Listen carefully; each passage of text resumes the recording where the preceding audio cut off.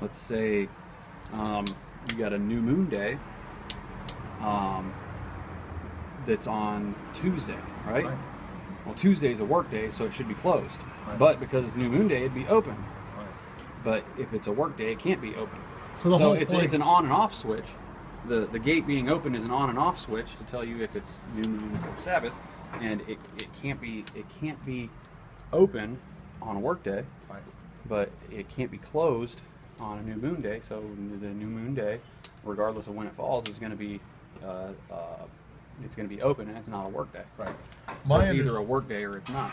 My understanding that really confuses people is they try to make the Roman calendar, which is created by the Roman Catholic Church, match up and integrate with God's calendar, which you have to separate completely in your mind. Because even when you start calling Saturdays, Tuesday, and all that, you're literally confusing yourself. Yeah, you're Because just imposing gonna go, something that doesn't actually exist. those names that don't exist, and those are from the Greek gods. So these are Greek gods' names, and whatever they use, Saturn Day, Sunday, sun worship, Veiled Day, Monday, moon worship. moon worship. Yeah. So the whole point is, if you just use the lunar calendar and keep it separate in your mind, the Sabbath separate just based on the moon only and the phases of the moon, new moon day, and then your Sabbaths every 6th, 7th day, obviously from the first day. Don't count the first day.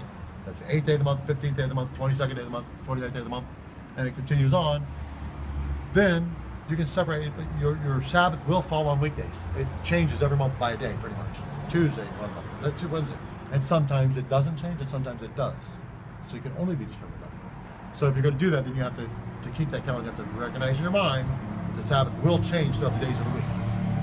And the new moon day will be once every month. But it seems to float through the days of the week on the Roman calendar because the Roman calendar has a continuous weekly cycle. Right. And so it seems to float through that. It does. But And it matches up at certain points. Like on Easter, a lot of times the Sabbaths will match up. They're very smart devising this calendar because most years, not this year, but most years, Sabbath falls exactly on Easter Sunday or Easter the Saturday before Easter. things like that. And the Feast of Passover, the Feast of Tabernacles falls in the right.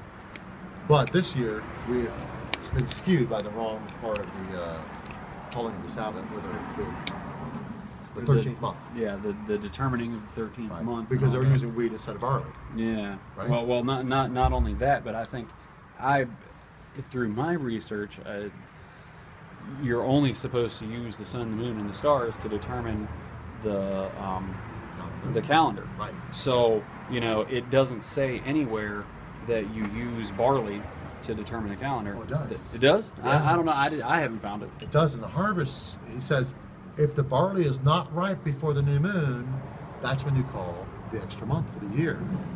Where is that exactly? Because I haven't found it. Yeah. I actually tried to look that up. If but you I look haven't up the found word it. barley, you'll find it. Yeah. Okay. Because it's based on the barley harvest only. And that's very important.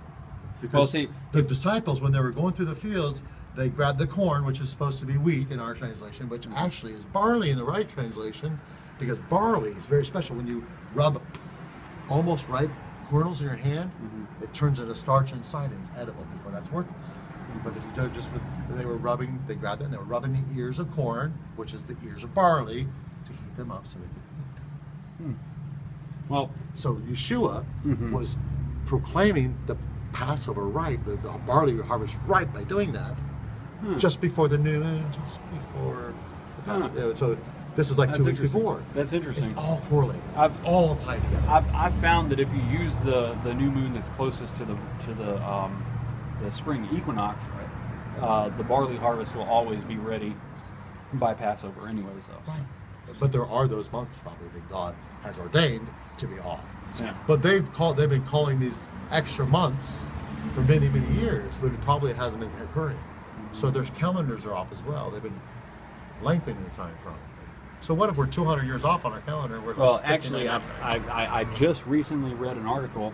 I hadn't had the time to fact check it or anything, but I recently read an article where it said that the modern Jewish calendar skips about 250 years of time And I believe that, for 'cause various that's- reasons, because they say we're in the year 5066 or something like that. 5776. 57, 70, something like that. 57, Yeah, 59, 96, something like that, 57. yeah. But But, I agree with that, because if you look at the prophecies of the Catholic Church and the 8th Pope, they have a 239-year prophecy. 240 years exactly. We are in the 240th year. This is supposed to be the last Pope. And I've always had this intuition that there's a couple hundred years missing because they do the time. Yeah. It's approximately 250 years Wow. that's missing from the Jewish I'd like to see calendar. that study if you could send that to me. Yeah, I could send it to you. That'd be great. Yeah, it deals with Jonathan Kahn and his. I know Jonathan Kahn, yeah. Mhm. But the name is very interesting because is he a con job? Right. Is he a deception? I mean, he's speaking in front of Congress, the United Nations. Yeah. Who gets to do that if they're saying the truth? Yeah, I know, right? I mean, Right. they're not going to let you do It's that. a if similitude of the truth, has truth in it, Mhm. but it's meant for a specific purpose. Yeah. Mhm. Right? Well, it's like the Supporting smoke screen. Israel again, the false. Yeah. It's like the smoke screen of Saturday because I mean it's a multi-layered deception. It's easy to tell that Sunday is not the right day of worship, but it's not quite as easy to find that Saturday's not.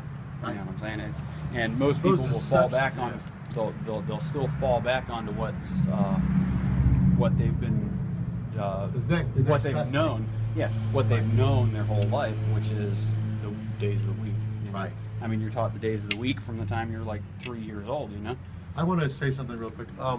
You know, it seems to me these deceptions are built on purpose as a fallback point, as we were talking about, because Satan already knows when you get uncomfortable with something and you start to really look, they want you to have a secondary fallback. This is just under it. You can say, "Aha, I got it. Now I can continue on with my life in peace." Yeah. Yeah. When in reality, you barely got the edge of one of the deceptions, and that's an amazing thought that we have to really bring to our studies. Yeah. Hey, Joel, thank you. Oh, You you're mind saying welcome. your name for the camera? Joel. Last name? Sorter. Sorter. Thank you, Joel. Yeah. You have to put it on YouTube?